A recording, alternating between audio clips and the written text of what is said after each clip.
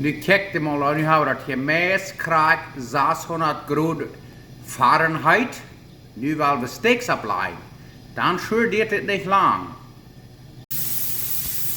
Nu heeft het hier steaks gebakken. Sehr schön. Nu kijk je mal. Oh ja.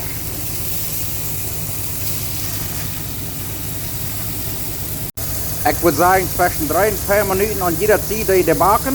Und dann nehmen wir die rauf, dann lassen wir die von 5 bis 7 Minuten resten oder säten. Yes, gewöhnlich backen wir die Steaks zwischen 5 und 600 Grad, dann geht nicht sehr lang.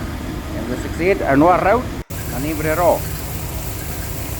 Nu kijkt mal, wir haben die nu von Bern nachher nur rot, so gleich für dich. Nu wollen wir die hier aufnehmen, die backen nachher nur nu. Und du weißt ja, einige Menschen, die backen die ganz gut, dann nehmen sie die rauf, dann backen die noch nu, dann sind die viel zu gut. So wir nehmen die rauf und nur rot sind, und dann backen die noch nu, und dann sind die bloß perfekt. Weißt du, ich kann auch wel ein Maße nehmen, warum wir backen, und wird nicht nehmen, wenn wir rot ist, und wenn es noch nur rot ist, dann nehmen wir die da rauf. Wenn die backen nachher nur nu, und dann lässt ihr die 5 bis 7 Minuten in einen Gruppe Beeren setzen, und dann sind die sehr süppig, weich und schein. Ich weiß, dass Menschen, die legen ihre Steaks immer rein ganz gut gebacken haben, und dann sind die hart und dreich und tough, das ist eine Schausul.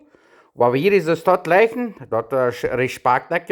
Mein Vater sagt immer, er hat noch keinen schönen Steak gehabt. Ein Tag backte ich dem mal so steht, und dann sage ich, er soll ihr unter Knicken schmecken dem mal.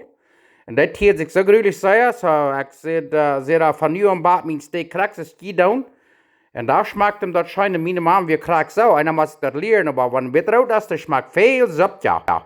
Und für so eine Menschen würde ich sagen, der Steak muss bloß einfach rein ganz gut sein, das ist genau und down, aber dann nehmt ihr darauf, wenn ihr nach dem Bett raus sind, und dann der backen nach sehr nu. Wenn die lernen, was die ist ganz gut sein, und dann die darauf nehmen, der backen so sehr nu, das sind die hart und dreck, das ist eine Schausul, und da wundert jemand, was die Steaks nicht schön schmecken.